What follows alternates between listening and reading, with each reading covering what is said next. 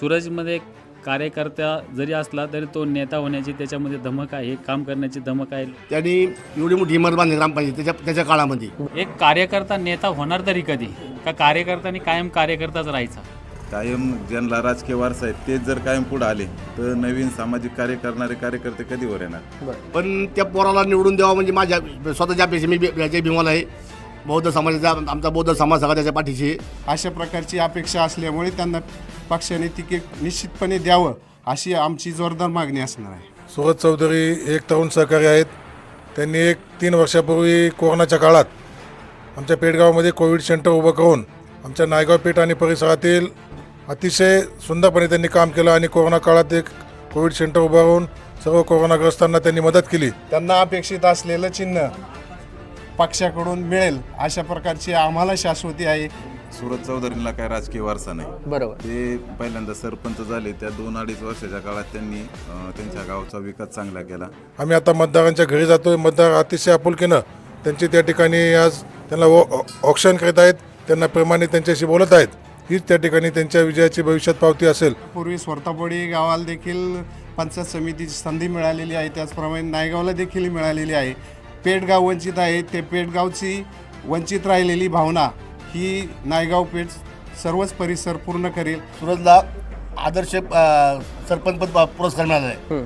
आणि दुसरी गोष्ट अशी की तो आपला भ्रष्टाचार निर्मूलन समितीचा सदस्य आहे. तो अडचणी अडचणी काही सांगून येत नाही. किती अडचणी आहेत? शेतकऱ्यांच्या अडचणी आहेत, दवाखान्याच्या अडचणी आहेत, रस्त्यामध्ये प्रॉब्लेम आहेत, लाईटचे प्रॉब्लेम आहेत. पुन्हा येणारा आत्ता सध्या जो वाघाचा बिबट्याचा सुळसुळाट आहे की तरुण वर्गामध्ये तरुण उमेदवार असावा आणि प्रामाणिकपणे आमच्या सर्व लोकांची अशी इच्छा आहे उमेदवार हा गणातला असावा. नमस्कार, बोला रोकठोक न्यूज चॅनलवर आपल्या सर्वांचं स्वागत आहे. दर्शक हो, मी सध्या आहे हवेली तालुक्यातील कोरेगाव मूळ या गणामध्ये. तर आपल्यासोबत गावकरी आहेत, त्याच्यासोबत उमेदवारसुद्धा आहेत. एकंदरीत त्यांचा गावभेट दौरा सुरू आहे. त्यांची 8-10 गावं आहेत. तर त्या प्रत्येक गावातून त्यांना नेमका काय प्रतिसाद मिळाला आणि नायगावकरांची नेमकं भावना काय, या सगळ्याच गोष्टीवर आपण चर्चा करूया. नमस्कार. आम्ही विकास चौधरी, माजी उपसरपंच नायगाव. आम्ही या ठिकाणी आता आमच्या पेठगावचे माजी सरपंच सूरज भालचंद चौधरी यांच्या प्रचारासाठी प्रत्येक मतदाराच्या घरोघरी आम्ही फिरत आहे. सूरज चौधरी एक तरुण सहकारी आहेत. त्यांनी 3 वर्षापूर्वी कोरोनाच्या काळात आमच्या पेठगावामध्ये कोविड सेंटर उभं करून आमच्या नायगाव पेठ आणि परिसरातील अतिशय सुंदरपणे त्यांनी काम केलं आणि कोरोना काळात एक कोविड सेंटर उभं राहून सर्व कोरोनाग्रस्तांना त्यांनी मदत केली. आणि वेळोवेळी मदत करणारा युवा कार्यकर्ता ज्या ठिकाणी कोरेगाव मूळ पंचायत समिती गणात या ठिकाणी तो उभा राहत आहे. आणि जनतेचा आणि परिसराचा खूप मोठा पाठिंबा सूरज चौधरी यांना मिळत आहे.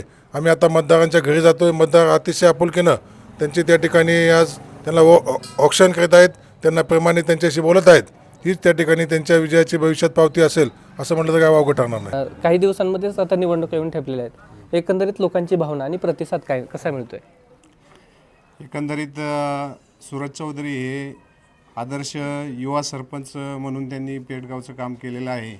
आणि परिसरामध्ये त्यांची एक दातृत्वाची भावना अशी आहे की शाळामध्ये विद्यालयामध्ये त्यांनी शैक्षणिक साहित्याचं वाटप असेल, कोरोना काळातील केलेली मदत यापूर्वी विकास चौधरी यांनी सांगितलेलीच आहे.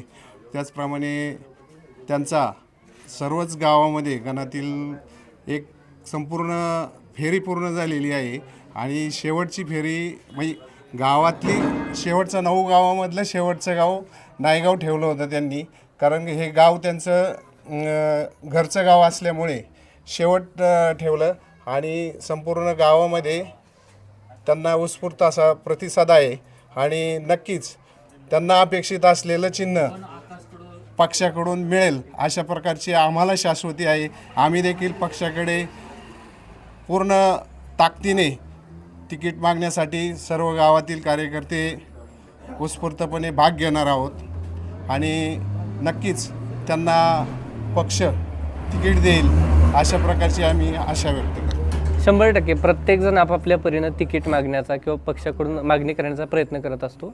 सूरज चौधरी जे आहेत त्यांना पक्षानं तिकीट का द्यावं, कोणती भावना आहे? पक्षाने तिकीट देताना त्यांनी जी केलेली कामं आहेत त्यांच्या काळामधली ही कामाचीच जमेची पावती आहेत. त्याचप्रमाणे आमच्या गावातील नायगाव पेठ स्वरतोवाडी हे पूर्वीचे एक गाव नायगाव पेठ स्वरतोवाडी प्रयागधाम या गावाचा जर विचार केला तर यापूर्वी स्वरतोवाडी गावाला देखील पंचायत समितीची संधी मिळालेली आहे. त्याचप्रमाणे नायगावला देखील मिळालेली आहे. पेठगाव वंचित आहे, ते पेठगावची वंचित राहिलेली भावना ही नायगाव पेठ सर्वच परिसर पूर्ण करेल अशा प्रकारची अपेक्षा असल्यामुळे त्यांना पक्षाने तिकीट निश्चितपणे द्यावं अशी आमची जोरदार मागणी असणार आहे. एकंदरीत काय प्रतिक्रिया, लोकांची भावना काय काय लोकांची भावना अशी आहे की तरुण वर्गामध्ये तरुण उमेदवार असावा आणि प्रामाणिकपणे आमच्या सर्व लोकांची अशी इच्छा आहे उमेदवार हा घनातला असावा. बरोबर. हां, तर आम्ही आमदारांकडं सर्व तरुण वर्ग असो, आम्ही ज्येष्ठ कार्यकर्ते असो, आमदारांकडे आम्ही पूर्णपणे मागणी करणार आहे आमच्या गणामध्ये आम्हाला घनातलाच उमेदवार असावा ही आमची भावना आहे. एक तरुण म्हणून आता सूरजजी चौधरी उमेदवारी करणार आहे. हो, हो. माणूस म्हणतो अभ्यास असला पाहिजे, अनुभव असला पाहिजे, जुना जाणता असला पाहिजे. या गोष्टी तुम्ही कधी चाचपल्या नाही का? नाही, आता त्यांच्याकडनं कामाची त्यांची पावती चांगली आहे. ओके. त्याच्यामुळे आम्ही सर्वांनी एकत्रित बसून ठरवलं की सुरेश चौधरींना आपण सर्वांनी मिळून एकत्र साथ द्यायची. सध्या नमस्कार. सध्या आपण पाहिलं तर निवडणुकांची रणधुमाळी सुरू आहे. निवडणुका अगदी अंतिम टप्प्यावरून पोहोचल्यात आणि गाव भेट दौरा सुरू आहे. नायगावकर म्हणा किंवा तुमच्या पंचायत समिती गणातल्या भावना काय आहेत लोकांच्या नेमक्या? आता तसं पाहिलं तर सूरज चौधरींना काय राजकीय वारसा नाही. बरोबर. ते पहिल्यांदा सरपंच झाले, त्या 2-2.5 वर्षाच्या काळात त्यांनी त्यांच्या गावचा विकास चांगला केला किंवा सामाजिक कार्य ते कायम अग्रेसर असतात आणि राजकीय वारसा नाही. आता नवीन लोकांना चान्स दिला पाहिजे. कायम ज्यांना राजकीय वारसा आहे तेच जर कायम पुढे आले तर नवीन सामाजिक कार्य करणारे कार्यकर्ते कधी वर येणार. त्यामुळे सूरज चौधरीला आपण सर्वांनी साथ दिलीच पाहिजे. नमस्कार. नमस्कार. नाव आपलं? मी उत्तम नाना शेलार. मी प्रयागधामला ग्रामपंचायत सदस्य होतो. नायगावमध्ये आता उपसरपंच आहे आणि आता विद्यमान सदस्य बी माझे उपसरपंच.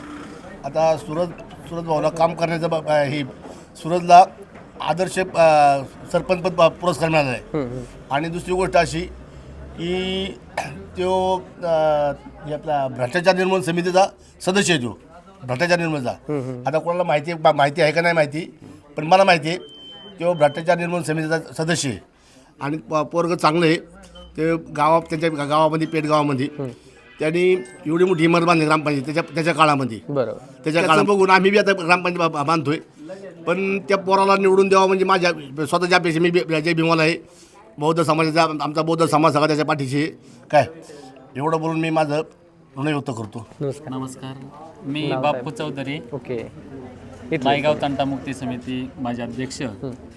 आज आपल्या गणातून सूरज चौधरी यांना चांगल्या पक्षाकडून तिकीट मिळणं खूप गरजेचं आहे.